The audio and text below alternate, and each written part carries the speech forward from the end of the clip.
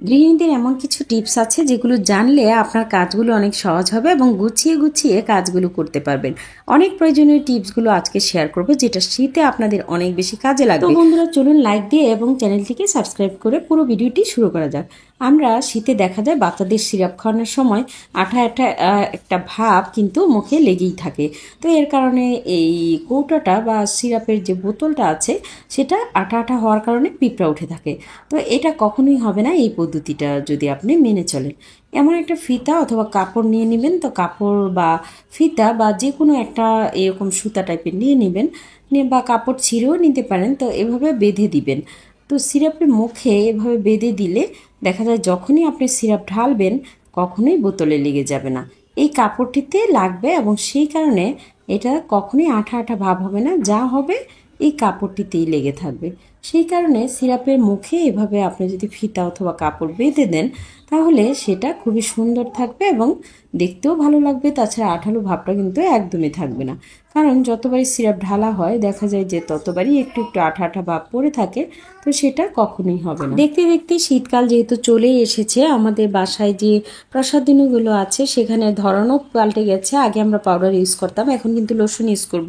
তো আমি লোশনের কোটা থেকে লোশন ঢালতে গেলে দেখা যায় যে একদমই পড়ছে না। তো আপনারা এরকম কোনো সমস্যা যদি দেখেন লোশনের কৌটায়, তাহলে সেটা ভালোভাবে খুলে তারপর আপনি একটু চেক করে তারপর বের করবেন। তো যাই হোক, অলরেডি আমি একটু বের করে নিয়েছি। শুধুমাত্র লোশন দিলেই কিন্তু আমাদের গায়ের যে চামড়ার ড্রাইনেসটা সেটা দূর হয় না। তো এর সাথে সামান্য ভ্যাসলিন যদি আপনি মিলিয়ে নিতে পারেন তাহলে ময়শ্চারাইজারটা একদম অনেক সুন্দরভাবে তৈরি হয় এবং এইটা যখন আপনি গায়ে লাগাবেন সারাদিনে তো শরীর ড্রাই হবেই না, সেই সাথে এটা দারুণ কাজে দিবে। তাই আমি বলছি আপনারা প্রত্যেকেই চাইলে লোশনের সাথে এভাবে ভ্যাসলিন মিলিয়ে ইউজ করতে পারেন। এতে করে শরীর ফাটা তাছাড়া ড্রাইনেস থাকলে ত্বকের মধ্যে সেটা দূর হয়ে যাবে। ত্বকটা অনেক স্মুথ তো হবেই, সেই সাথে এই লোশনটা অনেক কাজে দিবে এবং অল্প লাগবে। যেহেতু ভ্যাসলিন আর লোশন একসাথে মিলিয়ে নেবেন, এতে করে অনেক অল্পতেই কিন্তু এই কাজটা হয়ে যাবে। তো বন্ধুরা, এই দুইটার ব্যবহার তো আপনারা জানলেনই, আশা করি আপনাদের খুবই উপকারে আসবে। তো আপনাদের উপকারের জন্যই শেয়ার করা। আমরা বাসায় যে শ্যাম্পুগুলো ব্যবহার করে থাকি দেখি যে সেই শ্যাম্পুগুলো প্যাকেট খোলার সাথে সাথেই আমরা একটু ব্যবহার করে থাকি আর বাকিটা কিন্তু রয়েই যায়। তো যেটা রয়ে যায় সেটা রয়ে যাওয়ার কারণে দেখা যায় যেখানে সেখানে ফেলে রাখি এবং জায়গাটা নোংরা হয়। বলতে গেলে বাথরুমের কথাই আমি বলছি। তো এভাবে একটা ক্লিপ দিয়ে যদি রাখা যায় তাহলে সেটা জায়গাটা কখনোই নোংরা হবে না। আর এই পদ্ধতিটা আমার কাছে দারুণ লাগে, তাই আপনাদের সাথে শেয়ার করলাম। দেখতেই পাচ্ছেন ক্লিপটা দেওয়ার কারণে কিন্তু কোনোভাবে এটা পড়ে যাচ্ছে না বা নিচে জায়গাটা নষ্ট হচ্ছে না। বাথরুমটা একদম ক্লিন থাকবে বা যেখানেই রাখেন এটা খুবই ভালো থাকবে। বাসায় আমরা যে ড্রাই ফ্রুটসগুলো ব্যবহার করে থাকি, মানে বিস্কিট বা চানাচুর, এগুলো দেখা যায় বয়মে যদি চিপিটা ভালোভাবে না লাগানো যায়, বাচ্চারা ধরে, তাহলে সেটা একদম নেতিয়ে যায়। তো সেটা কিভাবে নেতাবে না শুধুমাত্র একটি পাউরুটির কারণে, তো সেটাই আপনাদের সাথে শেয়ার করছি। তো এই বিস্কুটটা যদি আপনি মচমচে রাখতে চান তাহলে কিন্তু এই টিপসটি অবশ্যই আপনাকে দেখতে হবে এবং অনেক বেশি কাজে লাগবে আপনার প্রতিদিনের কাজে। তো আমি এক পিস পাউরুটি নিয়ে নিয়েছি। তো ভাবছেন যে পুরোটা পাউরুটি দিয়ে দিব, না বন্ধুরা, এখান থেকে এক টুকরো নিয়ে নিব, একটু ছিঁড়ে নিয়ে নিব। এতে করে কিন্তু খাবারটা একদম নষ্ট হবে না, মচমচে থাকবে এবং সেটা খুবই সুরক্ষিত থাকবে। তো আপনাদের নিত্যদিনের কাজের সুবিধার জন্যই কিন্তু এই টিপসগুলো শেয়ার করা, যাতে করে আপনারাও এই আইডিয়াগুলো শেয়ার করে আপনাদের জিনিসগুলো খুব ভালো রাখতে পারেন। তো বন্ধুরা, এই টিপসগুলো যদি ভালো লেগে থাকে তাহলে অবশ্যই চ্যানেলটিকে সাবস্ক্রাইব করে দিবেন আর ফেসবুক থেকে দেখে থাকলে চাইলে পেজটিতে ফলো দিতে পারেন। আপনাদের এই ভালো লাগা ভালোবাসা নিয়েই কিন্তু এত দূর এগিয়ে যাচ্ছি। আপনারা আমার পাশে থাকলে সারা বছর জুড়ে আপনাদের সাথে থাকতে পারবো। গরমকালকে বিদায় দিয়ে যখন শীতকালে চলে আসি তখন দেখা যায় অনেক কিছু পরিবর্তন হয়, ফ্যান একদমই লাগে না। তো সেই ফ্যানগুলো সুরক্ষিত রাখতে হলে কি করব সেটা কিন্তু এখন বলে দিচ্ছি। এই ফ্যানটা যদি ভালো রাখতে চাই, যেহেতু শীতকালে চলবে না, তো সেটা ভালো রাখার জন্য আমাকে এই কাজটা কিন্তু অবশ্যই করতে হবে। তো এই পদ্ধতিতে আপনি যদি ফ্যানটা ঢেকে রাখেন তাহলে কিন্তু খুবই উপকার পাবেন এবং ময়লা হবেই না। তো জিনিস যত্ন করে রাখলে সংসারে অনেক বেশি সাশ্রয় হয়, তাছাড়া নিজের কষ্টও কমে যায়। সেই কারণেই এভাবে সংরক্ষণ করতে পারেন। তো একটা ওড়না আমি কিন্তু ভাঁজ করে নিয়ে নিয়েছি অলরেডি, দেখতেই পাচ্ছেন কিভাবে ভাঁজ করেছি। তো এইভাবে ভাঁজ করে শুধুমাত্র একটি চুড়ি পরিয়ে এই ফ্যানটাকে সুরক্ষিত রাখতে পারেন। তো উপরের দিকটা আমি দেখেন কিভাবে করে নিয়েছি, তারপর একটা চুড়ি দিয়ে দিব। চুড়ি পরানোর পর এখানে আমি একটি রাবার ব্যান্ড দিয়ে আটকে দিব। তো যেহেতু এটা একটা কুচি আকারে হয়ে গেছে, এটা দেখতেও ভালো লাগবে, তাছাড়া এটা খুব শক্ত করে আটকে থাকবে, এই কারণেই কিন্তু এভাবে করা। তো যাই হোক, এটা এখন আমি রাবার দিয়ে আটকে নিব। রাবার দিয়ে আটকে নেওয়ার কারণে এটা একদমই খুলে যাবে না, একটা গিটের মতো সৃষ্টি হয়ে গেছে।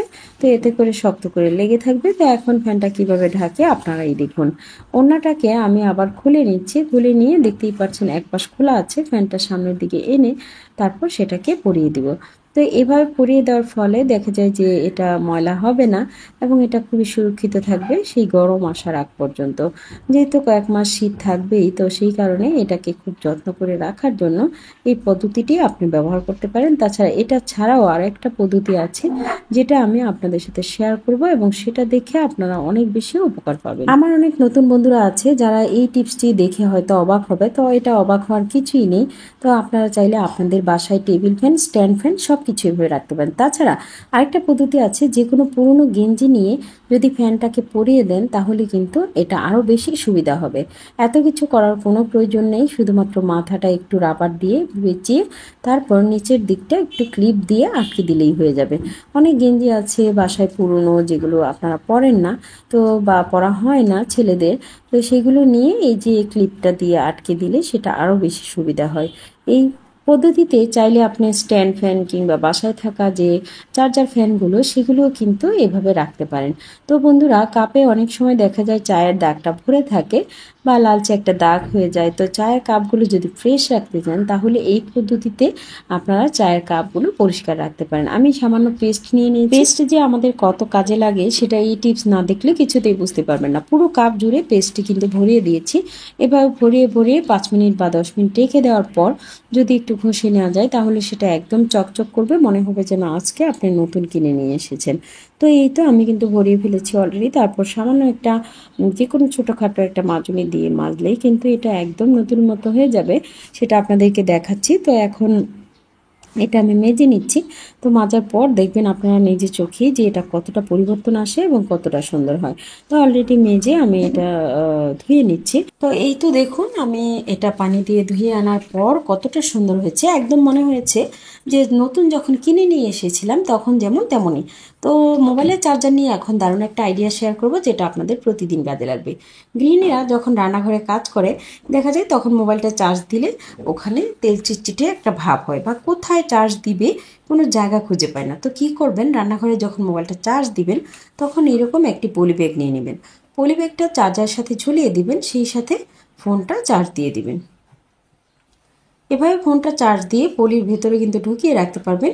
এতে করে তেল চিটচিটে কোনো ভাব তো হবেই না, সেই সাথে চার্জারটা আমি খুব সুরক্ষিতভাবে চার্জ দিতে পেরেছি। তো ঠিক এইভাবে এই পদ্ধতিতে আপনারা চাইলে এই আইডিয়াটা কিন্তু কাজে লাগাতে পারেন। এই আইডিয়াটা আমার কাছে খুবই ভালো লেগেছে এবং উপকৃত মনে হয়েছে, সেই কারণেই শেয়ার করা। এই পলিব্যাগ দিয়ে আরও কত কাজ হয় সেটা না দেখলে কিছুতেই বিশ্বাস করতে পারবেন না।